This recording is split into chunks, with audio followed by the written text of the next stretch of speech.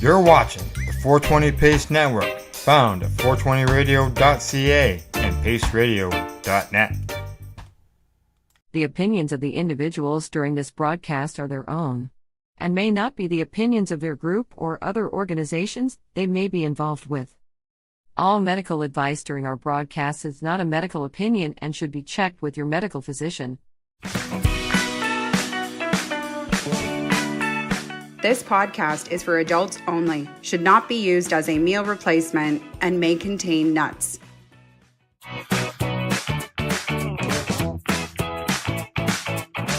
Hey everybody, and welcome back to another episode of the Noobie and the Doobie. My name is Timmy. I am the Noobie. Mary Jane, I am the Doobie. We're very excited today to have with us on the spot Jennifer Kendra Burns from Truro Cannabis. Jennifer, how are things today? Things are great here in Truro.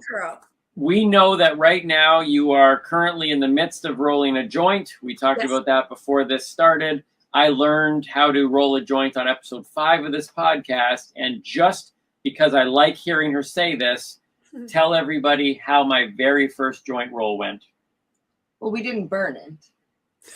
No, but still, just in terms of its look, It looked okay. No, see, she's underselling it now. Watch the episode. She was impressed. It was straight across. It didn't look pregnant. It felt pretty good. It seemed like it would have good airflow. There wasn't like pockets inside of more cannabis here and like an empty spot here. So yeah.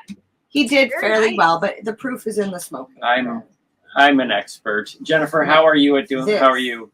Yeah, see that? That looks good. Yeah. Straight. You could roll this skills across are the not table. At that level. No, it's funny. I should know how to roll by now. I can do it. Like Mary Jane said, if I'm in a pinch, I can do it. But I love the roller, and the reason I love it is because it's such a consistent joint every time, which is my challenge. I have a problem with pregnant joints. I'll just admit it. And then I can't fit the filter in sometimes, and I can't figure out what did I do? And I just, I live for this thing. Wait, what is that? Wait, hold that back up again. What is that? It's a roller. So this one is an OCB one, but this is the one that I use. Mm-hmm. So you just put it through like a little paper thing, and so you open it up. So inside, well, I just finished rolling it, but I put the filter in first. Yeah. And then you basically sprinkle your cannabis in up to the end of the filter. Yeah. You close the unit. You put your paper in the top and you roll it towards you. And then you have to lick it right before. You keep rolling and you roll it all the way towards you, and it rolls this cute little joint. Yeah. Comes out the paper just feeds in around the joint. Yeah. So that's what it looks like when it's open. And then basically that's it before you start filling it with everything. And then you go to close it. And then you feed the paper through the top with the sticky side facing towards you at the very top. And you literally, like MJ said, you roll it towards you. And you can roll it around as many times as you want. But yeah, and it'll just keep going. But your end result will be a very consistent cigarette style joint, which to be honest is this is a 1 1/4 size. So you can get a smaller one that probably ends about there. That's not big enough for me. Yeah, I've got the 1 1/4, and it's probably wrapped as far around as it can be. That's a fat. That's a fat joint. I was like, that's as big as your cookie. That's awesome. Mine is not. Mine's like half. Oh yeah, yours is a little thin. It is. It's probably not quite a gram. I'd say it's about 0.8, 0.1. But what I am smoking, I will admit, is Truro product. It's Truro. I was going to say you don't need a gram joint of that stuff. No, this is amazing. Heavy indica dominant wedding cake crossed with Cushman's 11. This one in particular is 30% THC. And that just launched this week in Nova Scotia. Comes in the can like that. Super cool. It's also in Ontario. I got to ask, that's the Nitro tin, right? This is the Nitro tin can. Okay. This is the famous tuna can. Okay. I love this thing. This is the only way to package cannabis in the commercial environment, in my opinion. And Yeah, there's a lot of science behind it, which is really cool. But yeah, so Wedding Mint is probably our number one SKU right now across the country, fighting neck and neck with Truro G. But it's got such a nice flavor profile that it's something that I shouldn't say it's something that everybody likes, but being a little bit on the sweeter side, I like the Truro G as well because I like that diesel kush. But this is kind of the opposite flavor profile. This is someone that likes something sweeter. Okay. See, I would probably tend to go for that because gas or diesel, no. It's a very distinct profile. It really is. I mean, and you'll have that OG kush, like that kush following. For those that love the diesel and the gas, they love it. Yeah. They really do. Yeah. But I'm with you. I prefer more sweet, earthy, peppery, not so much. And I love the citrus as well. Oh, yeah. Mm-hmm. Yeah. We have an amazing product coming out in March called Hidden Pastry, which is an indica, secret. It's a pheno of secret cookies crossed with Kushmas, which is really, really cool. Indica dominant as well, but like sweeter, kind of citrusy, earthy, really, really nice. But what I'm really excited for coming out finally from Truro is our first sativa, which is coming out in April. Hopefully it'll be in Ontario by the beginning of the summer. That's our goal. So you guys have it for the whole summer, but we're doing mac and cheese. Oh, yay. So sounds good. What? Yeah. So where that name comes from, Timmy. So mac is one genetic and cheese is another. So it's mac X cheese. We're calling it mac and cheese. Mac is Miracle Alien Cookies. Probably one of the most popular craft legacy strains. Just amazing. So this will be like more of a sativa leaning hybrid because it is like a 60-40. And then so you've got the mac on one side and then alien cheese is the other side. So it's I'm kind of excited to try it because I haven't always been a cheese fan, but I know when you cross something like an alien cheese or like a UK cheese with mac. Yeah. And I think that's funny. I love cheese. I'm a cheese. And the name itself is super fun. Yeah. And it's coming in like 25 to 28% THC, which is awesome. So you can't really go wrong with that one. It will probably go out in Nova Scotia first just because of timing, but it should be in Ontario by early summer. So excited for you guys to try that one. We've been wanting to grow a sativa for a long time. And the only reason we haven't was because of physical building constraints. So we grow in a 2-tier facility in Truro, the 45,000 square foot main facility.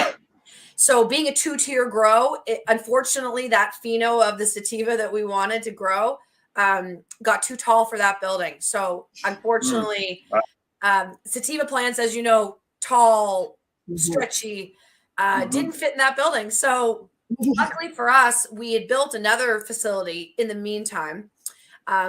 It's technically a micro based on the size of it. And it's about 5 minutes from our other facility. And that's where the sativa is growing. And it can get as big as she wants in there because that's all one level grow. So it's been a long time coming. So you're telling me that this plant got too big for a building. How tall was this room? Well, I would say this particular, so it's a 2-tier grow. So I've got, it looks like a metal grate is sort of the floor above the second, because we need, the ventilation has to be able to go through, right? So it kind of almost looks like, it's another floor, but it almost looks just like a big metal grate. But basically, if the plants touch it, we can't have that because then we're going to run into potential contamination issues because there's people's boots, remember, above them and all that fun stuff. Okay, all right. This particular pheno could stretch 12 feet, maybe 14 feet in height. So that's the cool thing about sativas. Tricky to grow indoors, especially at a commercial level because of how tall they are. So they're kind of like the tall, slim, like supermodel. And then you got like my favorite, like pizza loving, short, dumpy indica. Do you know what I mean? Like that's sort of the difference. Yeah, we've compared them. We've compared them to the classic comedy duos. There's always one tall, thin guy and one short, fat, stubby guy. That's what Yeah. sativa and indica Like is in like. Twins with Arnold Schwarzenegger and Like in Danny Twins, DeVito. yeah. Or like Yeah. Mario and Luigi, right? Like Exactly. sort of similar-ish. Yeah. Wait, aren't they both short and stocky guys? No, Luigi's No, taller. Luigi's thin. taller and skinnier. The Yeah. green guy. Really? Yeah. Which is weird that they're both named, like, there's Mario and Luigi Mario. Well, Mario Mario and Luigi Yeah, Mario. yeah. Oh, I they're just remember brothers, I would aren't they? choose Luigi. Yeah, but they're Mario brothers. That'd be like saying Timmy brothers and you're Timmy. yeah. That's a cool name, though. Timmy. Timmy. Come on. Should we start a I wonder if trend? people would call you Tim. Yeah, everybody would just They call call me you Timmy. Tim. Tim Timmery. That's exactly what I thought of. That's actually good. I like that one. I'd have my own theme song. So just I want to make a brief point about the Truro, because you've got the Truro hoodie on, which we Yes. are hoping to get our hoodies very soon. You will. But you gave us, you loaded us up with some toques and stuff when we saw you in Toronto, Cool hat. and she's got the I hat. love that my head. And I love how the hat is That being is so affected on our cool. green screen. Yeah. These are like magical, like look, you can see right through my skull, I love and it. she has no back of the head. These are like magical hats, They were meant for the podcast. right?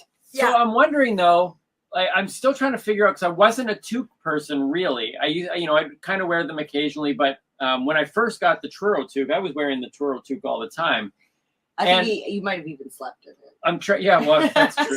Wicked. I'm trying to figure out though the proper way to wear a toque, Jennifer. So because it's a Truro toque, there are 3 ways I describe it as, and I'm trying to figure it out. Okay. So there's the Smurf, right? You kind of wear it up. That's Smurf. Yeah. Then there's like classic like 90s iced tea. You remember iced tea, right? Yes, I do. And then there's Dumb Donald from Fat Albert. I don't know if you remember the show Fat Albert. I did. No. So the That one, I question. don't know if I recommend just driving and everything. Okay, so do we go Smurf or do we go 90s iced tea? I think you kind of go sort of between 90s iced tea and Smurf. Like I like how you're rocking it right now. Well, this is 90s. This is 90s iced tea. Yeah, but it's a little bit skewed, right? Because this is No. This. Oh, This. wait, Okay, which put way it does this straight. go? Put it straight up here. all right. Which No, way is it that going? Put it there. That There we there is iced tea. Now Exactly. turn it to the side. Yeah, I like the way you kind of turn the logo to the side. It looks If you more, turn it, looks yeah. more modern. Yeah. If you turn it to the side, Right. that's Ice Cube. Oh, Oh, well then, yeah, Ice Cube all day long. well, which one is Ice Baby? Which one is that guy? Nothing, because your head is frozen. That's Vanilla Ice. You could pull off Vanilla Ice. Look at that. Yeah, I do like it going a little bit to the side though. I can't figure it out because everything's backwards. Okay. I like the side. That's cool. Okay. All right. Cool. So I actually saw a guy at work wearing his. He had the logo right here. It was kind of cool too. Like it Nice. was where you have it, but like sort of off to the side, like just behind his ear. Yeah, that was. I saw that too. I was like, oh, I like Okay. that. That's kind of cool. well, if you talk to the people at Truro, if they're looking for a model who can rock the toque, has the yoga shoulders, has everything needed for that sort of thing, just have them or call a us. model with half a head. Yeah, if you're looking for a half head Yeah, that is so awesome how it disappears. I like it here if I can position it just right. That is Right. Looks like I awesome. have like Yeah, it looks like you got this very thin kind of cone There we headish. go, my glasses. Sort of, yeah.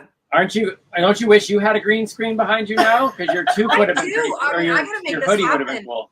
I'm gonna set one up in my office behind my desk. I've got right now like a blank slate, and I wasn't actually. This is a great conversation topic. I was trying to figure out: do I paint it? Do I do like an accent wall? Do I do something like what you guys have, where I can make it, whatever? So Yep. yeah, Well, I would gotta figure that out. suggest all 3 of those things because you're going to Yes. paint one wall green. It's going to Okay. be your accent wall, and it's also going to be your green screen background. Yeah. Brilliant. So anytime you go in there, and if you don't like green, Who doesn't like green? well, if you do a lot of cannabis stuff too, right? And Right. you want to show green things on, get a blue paint but go online first. It's a special blue, Okay. and just paint your wall in that focal wall in blue. So paint a focal wall as a green screen. Cool. Yeah. I like it. Yeah, because That's we a have really good idea. we have a green and a blue. We're using our green right now, but MJ put up a blue one up there that we can drop down. I wanted to be able to do videos on cuttings and showing people cannabis. Mhm. Yes. As soon as you hold up a jar, it would disappear with the green background. Yeah, learning how to cut an invisible plant wasn't nearly as effective. No. It's tricky. It's like right here, cut right here. Meanwhile, we're just pointing like cut right around there. Yeah. So sort of this area. So Jennifer Kendra Burns, earlier you had mentioned as you were rolling your joint, you said, I should really know how to do this by now. So how long has the cannabis journey been? When was the first time you were brought into the cannabis world? So I was actually a late entry to the cannabis world. I mean, I shouldn't say late entry because I guess that's assuming everybody starts young. But I actually didn't even try cannabis till after I was done university. So I was 22. And it was funny, and it was not for any real reason. It was just the school that I went to, which I won't name, was a big drinking school. That's the only reason I don't want to name it. Great school, but there wasn't a lot of cannabis. It just wasn't around. So it was not, and at the time it was not federally legal. So it was just something that was kind of like, you know what, like, I'm not going to go to all the trouble to try to get some if like, it's not, unfortunately I wasn't one of those schools where everybody had a little bit of pot here and there. So I was actually so I'm an avid equestrian horseback rider, and I was at a competition. And I was actually feeling incredibly anxious and nervous before a particular event, a big jumping event. And a friend of mine said, you know what, you should have a little puff off this, whatever. And I didn't smoke cigarettes or anything, so I wasn't very good at smoking things. Like, just that wasn't my forte. So I was like, oh God, I'm gonna be able to like I didn't have that talent. Long, which I did.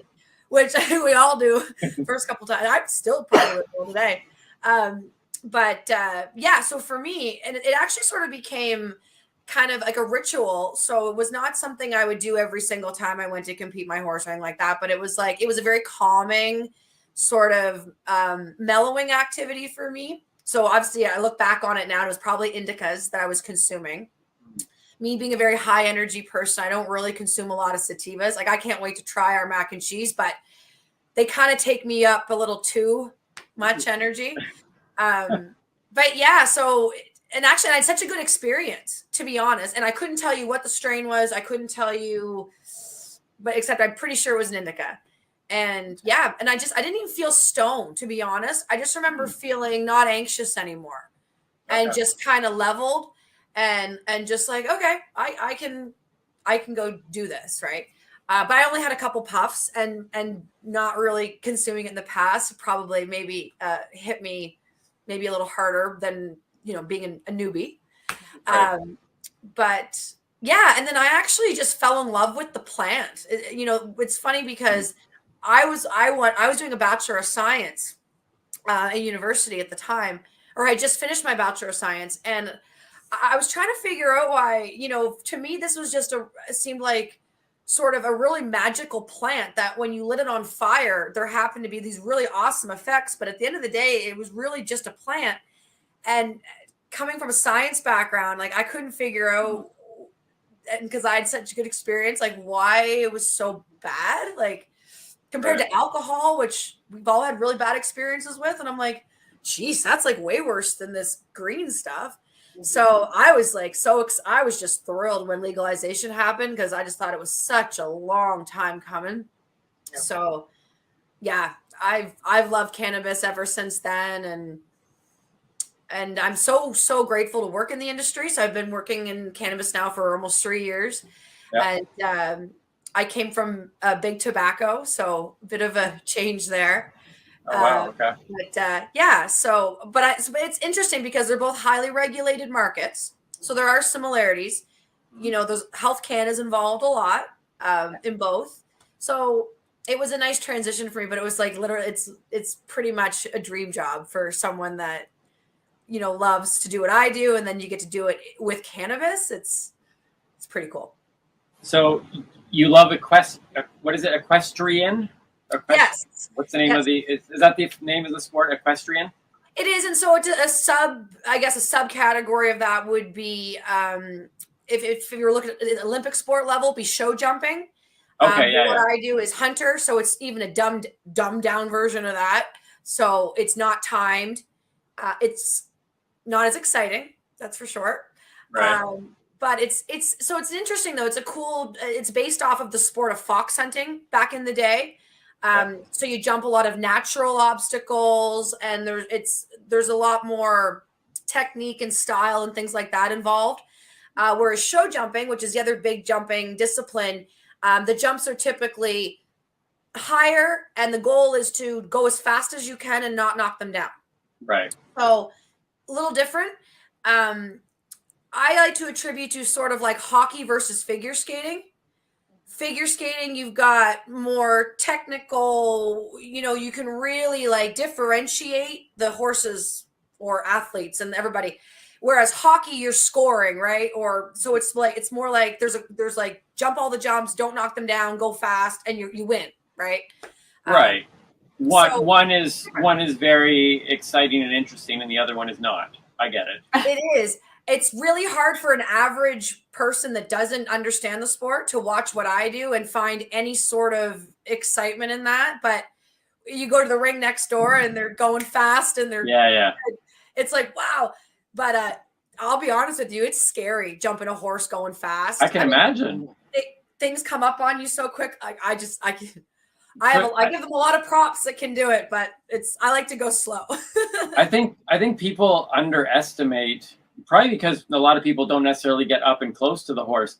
The horse is a beast. Like it could kill you. Like those things are massive and so strong. Yeah, and my jumping horse is it must be about freaky. 1,200 pounds. Yeah, and he's big horse, and he's not even what I would consider a big horse. But it's so interesting though, because they are sort of like they're your partner, and they love to work. They love. They're athletes. I mean, they really are, and you create this sort of neat little bond with the horse, and you really do have to work as a team, because you can mess up a lot of stuff for them sitting on their back.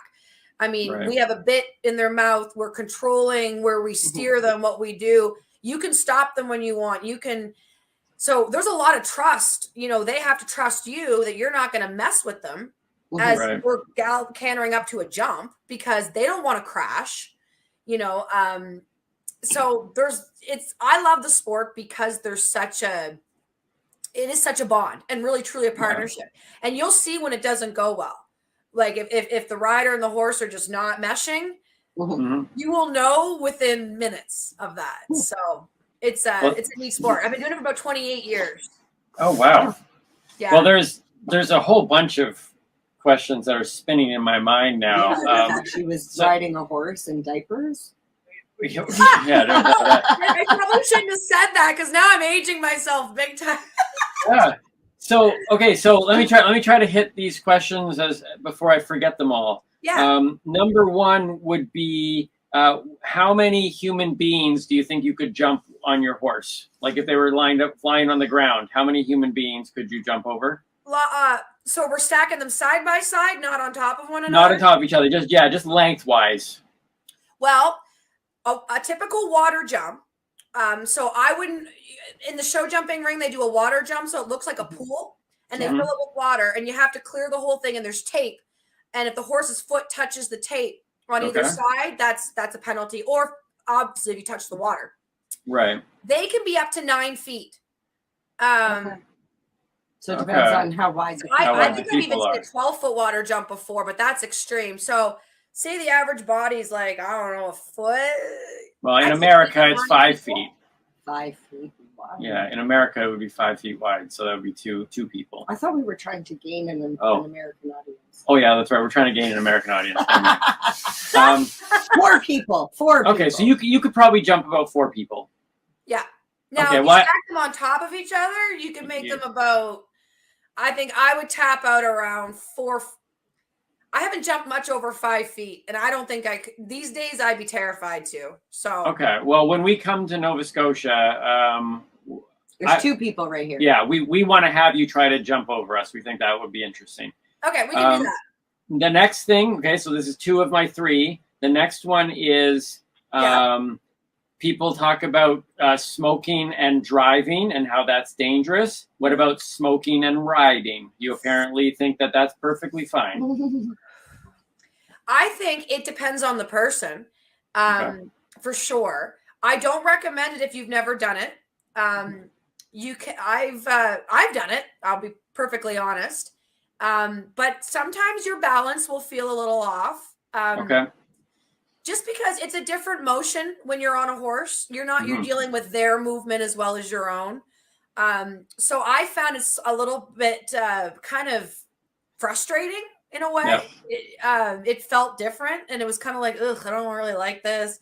But for somebody that's feeling maybe some extreme level of anxiety or nervousness, and if a couple puffs help them and relax their body and allow them to ride comfortably, then that's completely fine. In my Probably better for you and the horse, right? Well, at the end of the day, and it's so funny you mentioned this too, because there's not really any sort of like federal rules around riding horses and consuming substances like there are with vehicles. So like technically you could ride high or drunk or whatever you want. You're not safe, but there's no real rules. I'm confused about that because police say those rules to the road then apply to bicycles. Exactly. Because bicycles go on the road. Right. Well, what about Amish who have horses as their vehicles? They'd have to follow the same rules, in my opinion. I'm like, wouldn't you think? Like, yeah. If you're riding on the road, if you're riding your horse on the road, just like a bicycle would be on the road, I feel like you should have to follow the same rules.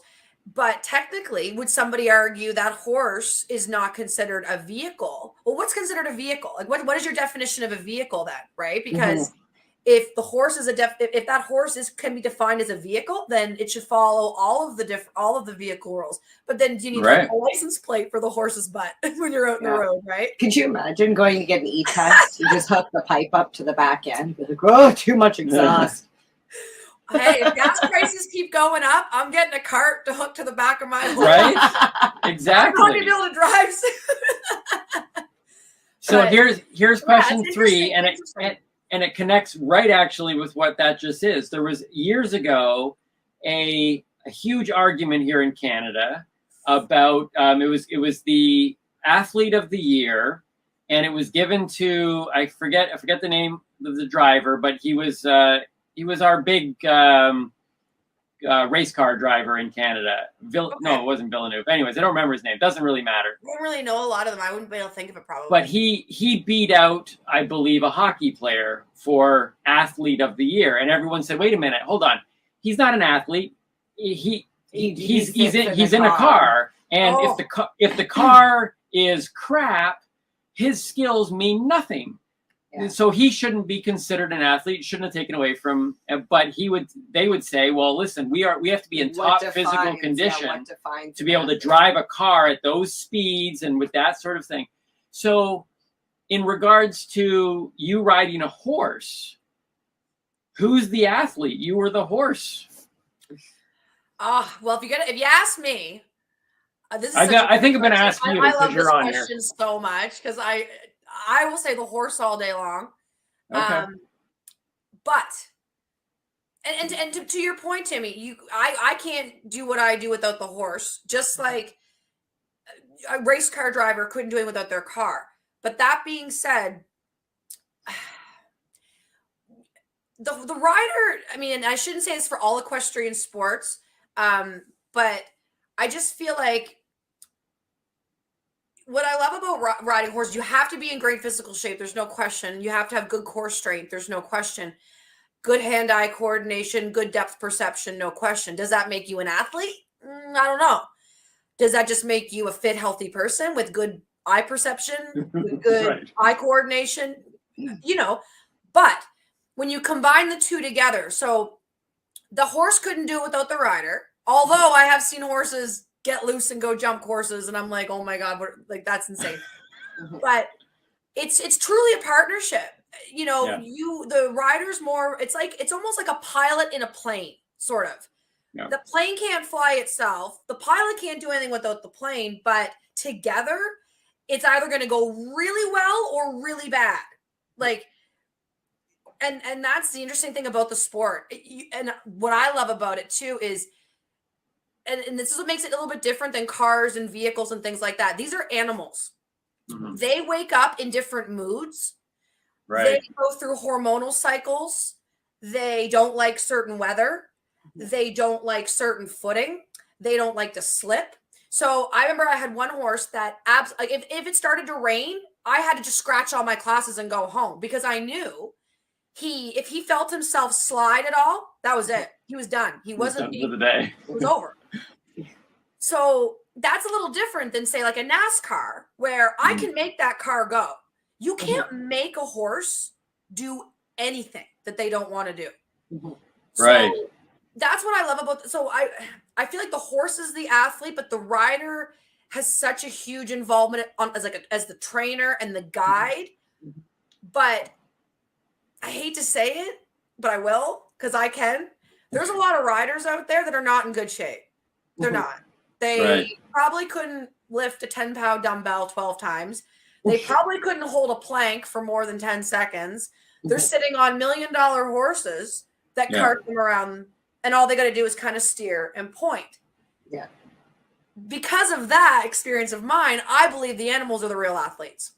Yeah. But someone like Eric Lamaze, who's one of our top riders in Canada from Montreal, Quebec, who literally came from nothing, grade 7 education, rode his way to the top of the Olympics.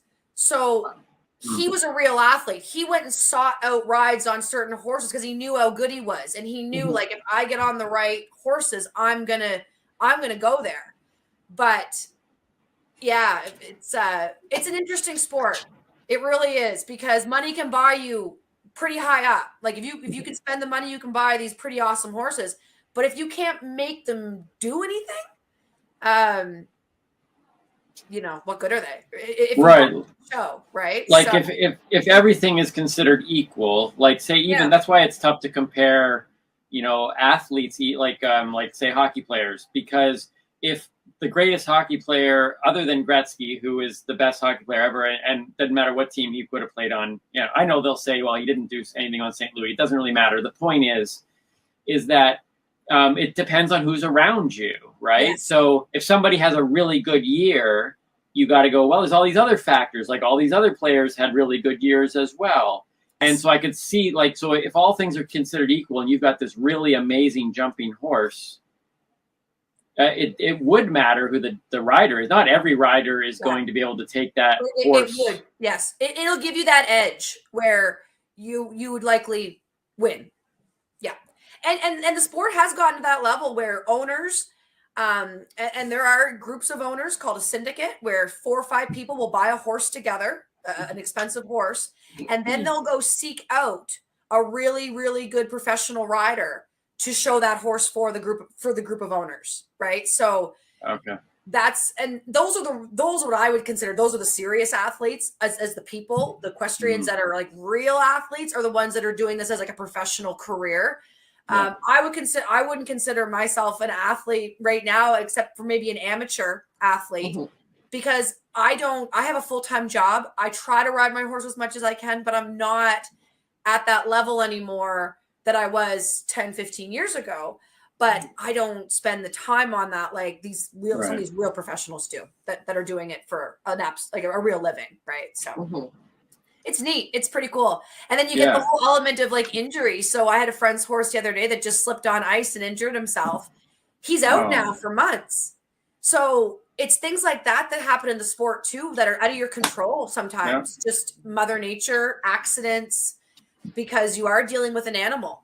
So it's a trickier sport that way, because your equipment is a living, breathing creature that his number one priority when they wake up is not to go be your jumping horse. It's to go play out in the paddock and run around and eat. And unfortunately, sometimes they hurt themselves. And but so yeah, lots of factors involved. Yeah. We were talking to someone just recently about feeding cannabis to cats. Oh yeah. And that there's a benefit in there, and that the fact that all animals even would have maybe an endocannabinoid system. Yeah. Do you they do. Do you feed cannabis to the horses? You know what? I can't say that yes or no because I've never looked into it, but I would believe they do just based on the way their nervous system works. But yeah, I will get you an answer on that. So what I have noticed is they do respond really well to anti-inflammatories. So that's why I feel, and they respond well to topicals. So I don't know. We'll see. But definitely in the animal, like the small animals, there's been a lot of research done lately on cats and dogs with CBD, maybe THC, certainly CBD. I've seen a lot of that lately. But you haven't tried it with your horses yet. I have put a topical on my horse. So I did put a 1-to-1 topical on my horse's leg when he cut it, and it did an amazing job healing it. Nice. Oh, that cool. Being said, I don't know if it would if another topical would have done something similar. Of course. But it worked great, and he didn't have any sort of reaction. What I love about cannabis products is that a lot of them are really all natural. We don't add stuff in. Like it's not really a market where you're adding things. Like it's that's why I love it. I mean, that topical is literally just distillate and the cosmetic off-white cream moisturizer base. Right. And there's really not a lot else in there. And so I like it for that reason, for myself, but also I did put it on my horse because I thought, you know what, there's nothing in there that's harmful. There really isn't. No. Yeah. In my opinion. And my vet has not said otherwise yet. So he's like, oh well, it healed great. So there you go. Good. Yeah, I wonder if the same discussions are going on in the veterinary world as they are in the medical world in terms of using cannabis. Yeah, I would put money. Yeah. I'd put money there. Yeah, especially animals that suffer from separation anxiety. I saw there was some really neat studies going on. I think it was primarily a CBD, but I think there was a little bit of THC in there for like the full entourage effect. But they were giving it to dogs that were having severe separation anxiety from their owners or from other dogs, and social anxiety. So there were dogs that would get really anxious going to their daycare or their daily place. And they were seeing big benefits, and they were using oil, I believe. They were doing droppers of oil. Yep. And so it'll be kind of neat to see what comes out of that. But I really think, as long as, like you said, their body has a mechanism to use that in the proper way.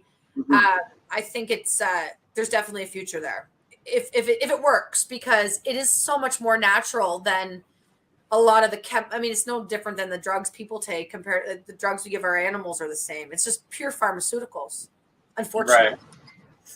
Yeah, so would be nice. So when you're taking care of the horse, you have the same issues that a human being has of going, man, I wish I didn't have to go the drug pharmaceutical route. I wish there was more natural. Oh, definitely. I wish there was something we could give him in a powdered form, like a CBD powder that I could just sprinkle on his grain, just for, his joints, for any anti-inflammatory stuff that's going on, just sort of like a general health product for an animal, almost like a multivitamin. I mean, there's all kinds of supplements that we put the horses on now for their joints, B vitamins, magnesium, certain times of year, because of what's available in their like their hay or their grass, they can go high and low and chloride and this and that. So we do supplement, but that's why I'm thinking, one of these days someone's going to produce a CBD supplement that's just like these other ones that we use that we can just pour in their food. And because honestly, you look at the back on the ingredients label of some of these like B vitamin supplements, I'm like, there's a lot more than B vitamins in the supplement. So I hope it's not hurting him. But again, he's 1,200 pounds. So How long have you had him? I really hurt him. How long have you had the horse? I've had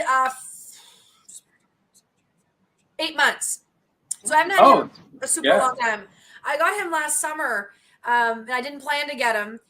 His owner was having some issues, and she had to rehome him. So I took him on, and he's been amazing. So yeah, it was just one of those unplanned situations that ended up working out really well. Do horses connect with you? Like say, like both MJ and I have a very similar experience with the cat she currently has and the cat that I had a little while ago before he passed away. So Scooter and Keisha, both of them. Can you cuddle horses? Well, I don't know, but both of them. They do. They'll put their head right around you. Yeah, because both Scooter and Keisha, like they come right in, and both of them were like Scooter. I didn't even want cats. I didn't want another cat again. And Scooter was drawn to me, and Keisha comes up and cuddles with MJ in the mornings, deliberately to come in same time to have the morning cuddle. Do horses have that same kind of need and connection? They do. They will bond with primarily one or two people really closely. Dogs are kind of similar to that in a way too as well. They'll always have sort of their favorite. My horse knows what my car looks like, and he will follow me up along the fence line. Cool. He knows my voice, so I can barely see him, and I'll call to him. He'll answer. He'll watch for me. He's really sociable, though. He's kind of on another, he's a little bit more extreme that way. But they know their people. They do. They definitely do. And they also know the people they don't like. So, dogs in a way. Yeah. Horses' memories are amazing. Unfortunately, for bad things. And that goes back to their days about living in the wild, right? So, if something bad happened to you, your brain wants you to remember that so that if it happens again, you know to run from it. So, unfortunately, horses don't forget when bad stuff happens to them because they were basically programmed by Mother Nature to take that information in, remember it, because they're supposed to live out in the wild, not in this beautiful barn where Tiggy currently is. But yeah, so he remembers everything and all the bad stuff. So he had a not so great experience once with a vet. I couldn't bring that vet back. I had to go get another vet. As soon as he saw that individual, it was just game over. It was there was no way that horse was going to let that person near him. And when if they decide, like I said, 1,200 pound horse, what they will do when they're really, really, really upset, they'll thrash out with their front feet. Yeah. You do not want to be a part of that. Right. But you'll see that coming. There's a lot of their facial expressions tell you everything. Once you know what to watch for, in their eye, and if they start to show a lot of the white in their eye, they're getting really stressed out and getting kind of I'm going to do something here. They're contemplating the fight or flight response, which one they're going to go with. Mm-hmm. Either one's not good. For you as a person standing there. Yeah.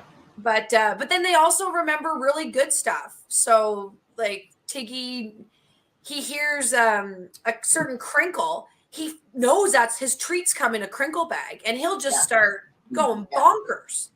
But there could be nothing in that bag, but he'll remember, oh my God, my treats come in that bag. So they have really good memories, which can be good and it can be bad, especially when you're training as well. Like horses, if they start to get upset, you're better off calling it a day because you don't want them having multiple bad experiences being ridden, because then they're not going to want to get ridden. And then that kind of goes against everything you want to do, right? So, I could talk about them all day. Yeah. Horses and cannabis, my two favorite things in the whole world. Well, let's swing back to cannabis. And we've been learning a lot about what we love about hearing people's stories is we've been talking a lot in particular about consuming with a purpose and finding out a lot of people's medicinal journey. Sometimes they didn't know it was medicinal at the beginning and they found out it was. Mm-hmm. Sometimes they deliberately went into cannabis because of the medicinal purpose. Yes. What about for you? I know you started off more recreational, I would imagine, but is it a medicinal purpose for you now? Yes, it has evolved into that, and that wasn't on purpose. But in June of 2016, I was in a car accident. I was rear-ended on the highway at a pretty high speed, and so I had a significant whiplash injury and soft tissue injury to my neck and shoulder area. So my head was turned to the side. I was actually changing lanes when I was hit. The person was trying to stop and couldn't in time. So I didn't see them coming though. So I was looking over my shoulder when I got hit. So my neck actually got jammed in that position. So there was quite a bit of damage done there, and I did physio and I did massage and I did all the right things, and it was coming along. But I had I still would have I would be uncomfortable sleeping. If I even sort of like kind of turned the wrong way, I'd wake up. There was nerve damage there. It was impossible to drive. Like anything that involved my shoulder coming up was just, I couldn't ride. And the only thing so they said physio, massage. So I did all that. And like probably after 4 or 5 months, I'm like, okay, it's helping, but the pain's still there. And at the time, cannabis wasn't legal yet. It wasn't until October of 2017, right? So I was on pharmaceutical painkillers for probably, I'd say 6 months. Until one day they were upsetting my stomach so bad. And I was having all kinds of wacky reactions, and I was really dizzy, and I was actually worried I was going to fall and hurt myself further. And a friend of mine actually said to me, she said, why don't you look into maybe getting a medical cannabis prescription? You've used cannabis, you're fine with it. Maybe that might help, or a topical or an oil. And I thought, you know what, that's not a bad idea. And I started looking into it, but it was really hard to get a script at the time. And my GP was really kind of against it, but not. But he was an older gentleman. He was just kind of like, well, if you can kind of figure this out along with me, I'll do it. But at the time, like I couldn't find a producer. I didn't know how really like the ACMPR worked. Nova Scotia was really tricky. There was a lot of sort of black market, half medical, half not, grayish dispensaries. So I was like, do I go there? Like I was just so confused. So I ended up getting some cannabis from the black market, from someone that I knew and trusted, because I didn't know what to do at the time. Mm-hmm. And I started using a couple grams a day just before bed at the time. And honestly, it still is one of the only things that will help me sleep through the night if my neck is bothering me. And so I got my medical script a month after legalization, and I've had it ever since. And so Truro does have a medical cannabis program. So I'm currently registered with Truro's program. We only offer Truro products though, through that program. But those are the products that are working for me. So I use the Wedding Mint flower, and I love the topical cream as well. But yeah, so my medical journey started probably 17, but grayish 2016. But it's been the best anti-inflammatory that I've used. I have not touched another painkiller pharmaceutical since, and I was on the whole gauntlet of them. And there's all different. What I love about the industry now is you don't just have to smoke, you don't just have to vape. There's edibles, there's ingestibles, there's, all these, there's teas, there's drinks, there's all these other formats now that are available for people that may want to try an alternative therapy. Mm-hmm. And my advice would be to go for it, but in conjunction with your doctor, only because I will say this, some people that are on blood pressure medications can experience some side effects when taking a CBD or THC product. That's the only thing I've really come across. So I always like to tell people that if you're on blood pressure medication, just maybe discuss with, and a lot of times, I understand a lot of doctors aren't necessarily comfortable talking about cannabis, but a lot of pharmacists are. Mm-hmm. And that's the other thing, there's a lot more dialogue in the pharmacy space right now around cannabis and medical cannabis. Shoppers Drug Mart has a very robust medical cannabis program. all their pharmacists are on board with that. So if people have questions and they can't get to their doctor, or they know their doctor may not be on board with it, but they have questions, I would speak to a pharmacist. And a lot of times, you know, they're some of the best at, you know, you tell them like, here are the meds I'm on, here's what I take supplement wise, all of that.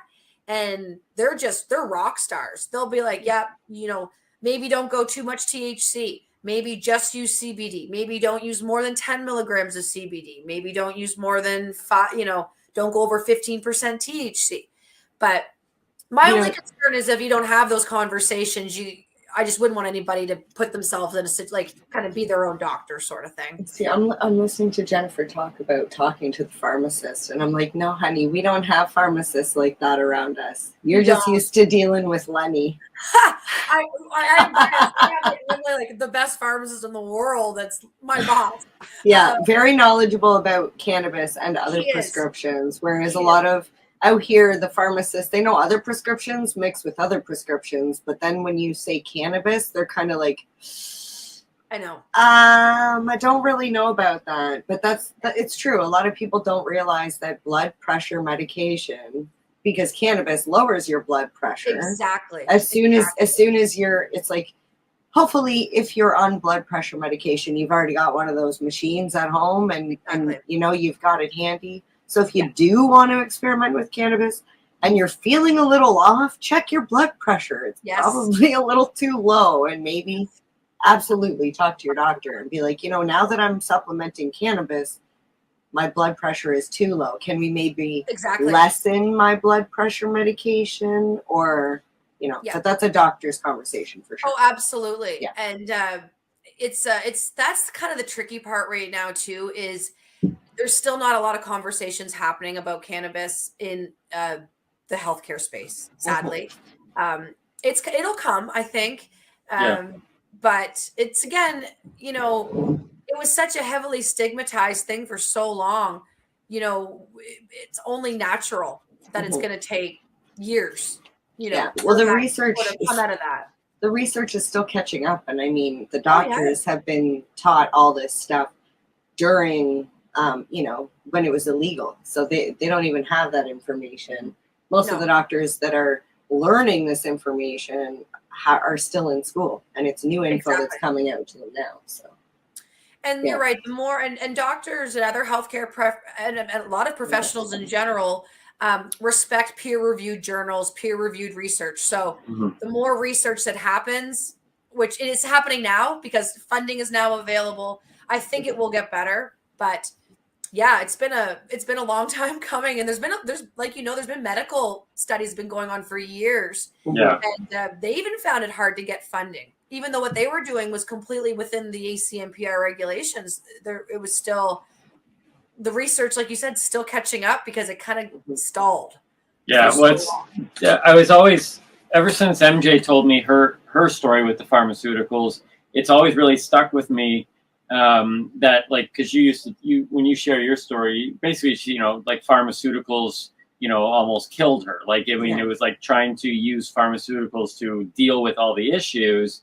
And what really stuck out to me is the continued stigma where people are like, they would rather you take a bunch of medication that literally almost kills you rather than smoke the plant. Even like, the doctor, you know, said, it's like, even the doctor said, you know, but this is covered.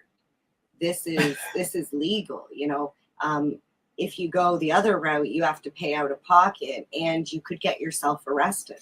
Yeah, and you could be healthy. But we won't. But he knew I was using it and knew that it was helping, and I just want to say, shame on you, Dr. Patel. Shame on you. Names are being dropped now. I didn't say his first name, but he is one of the brothers.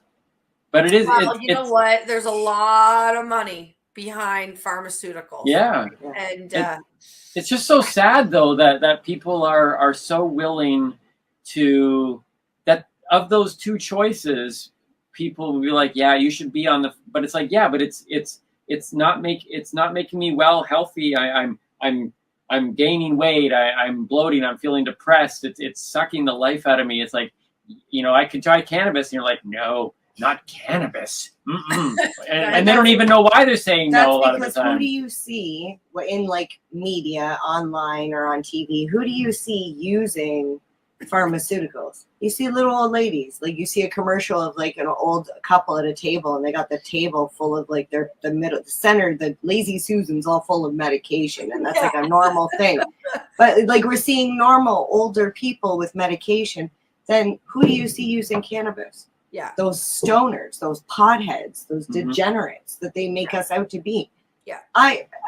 We haven't interviewed a degenerate yet. Well, this was our first. This was our first one. This was our first one. Wait a second. You just have. No. Well, no, it's true. It's true, and it's almost like if you look at somebody with diabetes as well. Like the doctor's more likely to put you on diabetes medication than put you on a diet and exercise program. Yeah. Right. You know it would work. Like you know an anti-inflammatory, low sugar, plant-based diet would help way. And 30-40 minutes of exercise a day. If you did that, if that was your prescription, like take this and go do that, and people actually did. Yeah. Oh my gosh. Well, there might not be big pharma if that, you know, I mean. Well, exactly. Well, no, I understand that theory that if we make our people better, then they won't come back. But think about the fact that our population is exploding. There's never going to be a shortage of sick people. Just help us. Like, right. You're absolutely right. There's never, with 7, almost 8 billion people now, there's never going to be a shortage. You're not going to go broke. Hurt themselves. There's going to need, you know, you know, you're going to, there's still always other things. But I wish, I hope for the day when cannabis is in all the pharmacies, any store, grocery stores, like not hidden behind in a drawer where nobody can see it, and you're not allowed to even like look at the product. Like it's amazing. So there's only like 2 stores here in Nova Scotia that display actual bud in little display jars in the store. And I asked a store one day that didn't, and I said, well, how come? And they said, well, we're not really allowed to at this store. And it's like, but why? It's behind locked glass. Do you know what I mean? Like, and it's in a little, I mean, people just want to see what they're buying. But if you're going to spend $37 on 3.5 grams of beautiful premium cannabis, I mean, I will, but I kind of want to see what it looks like. So cute. $37. You don't want to hear what they charge in Ontario for your beautiful product. I know, but that's disgusting. I just want to say that is disgusting like that they can change. Ish. It's higher. Oh no! It's up to like 60 for a 3.5 grams. At a private store. In an actual, like, you go to the OCS website. Really? Because we have a price decrease coming up to take it to $46.95. I don't know. Yeah, but is that, I think that's on your end. That's not on theirs. This is where I have a problem, is the OCS and every province is allowed to buy it from a licensed producer for this price and mark it up to whatever they want. Yeah, that's what I don't understand. That's where I'm frustrated, because if I drove to Nova Scotia for a week and I could load up on all your stuff. Yes. And bring it home, and it's the same product in the same, like, I still pay Canadian. It's not a currency change. Exactly. Like, there's no reason for this. It should be road trip, Jen. Oh yes, you should do that. Yeah, okay. You really should. That would be fun. All right. And honestly, we do tours at our facility, so we would love to have you guys come in and do a tour, see the rooms. I'd like you need to talk to the powers that be to get some sweaters set aside, because when we come out, we're gonna need them. Wait, you will. Trust me. Wait, don't we want them shipped to us? Well, yeah, but we're gonna need them, so when we come out. Yeah, so get the hoodies to us so that we can get out there, because we want to have the tour of the facility. We want to hang out with Jennifer Kendra Burns, and we want to be jumped by a horse. Yes. Okay. Cool. You really want me to jump you? Because I can. Yes, I absolutely do. like more than We'll anything see if now. my horse will do it. I don't know if he's ever jumped humans, but we will try. We will. Well, you know Oh, what? yeah. We can dress up. We can dress up in costume and look like trees if you want. So if the horse feels more comfortable, You know what? Yeah. Right? Put some brush on you. Yeah. I definitely want to do it. And I know you said 5 feet was the height. Yeah. No. So no. What if we're gonna go this way. We're gonna go this way. We're gonna put you guys side by side and just be like a little 2-foot jump. Yeah, because I want to put the camera up and watch a horse jump over me. That would be one of the most amazing videos. We'll record that. Yeah. Yeah, done. Okay. All right. We're going to do this. Jennifer Kendra Burns, thank you so much for joining us here today. Thanks for having me. So much cool stuff. You're definitely the first equestrian. Awesome. That is no question. No equestrian. Nice. The puns are just rolling with me today. This is your I want to give you an opportunity though to give a shout out to Truro Cannabis. Let people know how they can find out what you guys do there. So this is your time to shine. Thanks. Yeah, so you can follow us on various social media platforms. So we're on Instagram at Truro Cannabis, Facebook at Truro Canna, and Twitter at Truro Cannabis as well. We also have a website, www.trurocannabis.ca. We do post a lot to Instagram, in particular live stories, live feeds, a lot of good shots on there from our grow rooms, all of our products. So yeah, feel free to check us out. And if you ever have any questions, you can contact us directly through the social media platforms, or there's a contact us page on the website as well. That's awesome. So thank you once again for joining us. We will be in touch for sure because we'll be making our way out there. Awesome. Final thing before we go, I cannot let this go anymore. What is that painting behind you? We only see half of it. It looks very intriguing. This one? I wanted to say it was a horse. Oh, it's a horse. It's horses. Right? Yeah. Oh, that is beautiful. I knew that would have been horses. I'm so bad with the camera, but yeah, it's about 5 feet wide by 5 feet tall. That's great. Did you do that? Cool. Oh, there we go. Did you paint it or draw it? No, I actually bought this when I lived in St. John's, Newfoundland. And I bought it from a gallery there, and it's one of I got that back in 2010. It's my favorite piece. Yeah, that is a good buy. Cool too. But this one's like just so cool. Yeah. Well, they complement each other. They go well together. Yeah, they're buddies. Yeah, they do very well. Well, beautiful. thank you guys. I really appreciate it. Thank you so much. No, thank you. All right, take care. All right, bye-bye. Bye.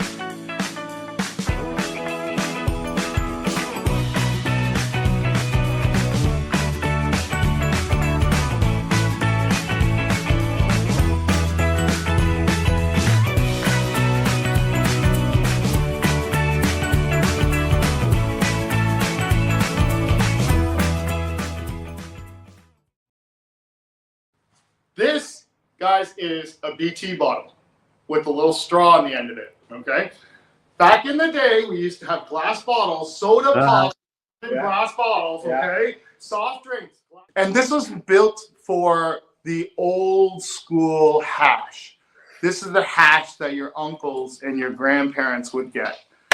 And this is the stuff that we would all treasure whenever we could get it because we thought it was the best stuff because it's the constant. It was our form of concentrate. Correct. When we were young, right? Yes. This is To answer your question now. Oh, here we go. Forward. Oh, now you're going to cut this out if it doesn't work, right?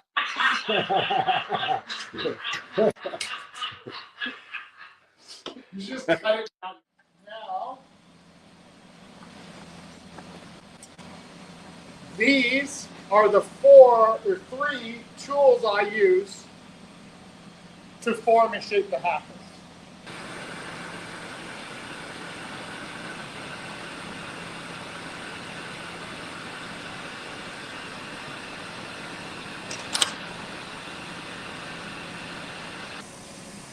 So now once the prep work is done over on the lathe, it now has to come over to me to put the mouthpiece on and finish off the top part.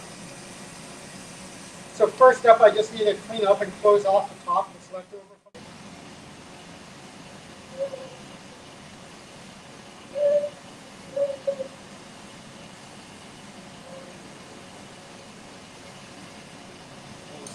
first thing I'll do is I will heat up the corner and I'll push in the Maria, which is the circular lump that acts as a stopper. Right? Whereas I'm kind of like, I'm 49 years old, but I don't have time to be an artist. You know, but each one is individual, though. There's only one of each. So it does make it art. Oh, stop it. Okay.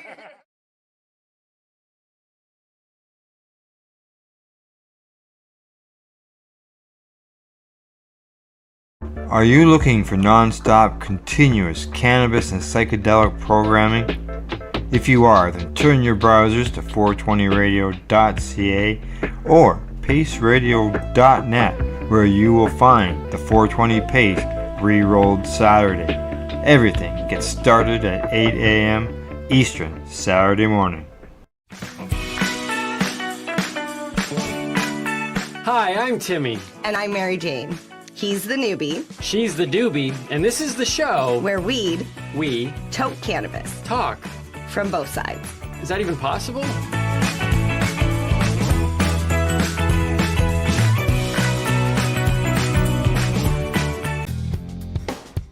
Stay tuned. We'll be back after this toke.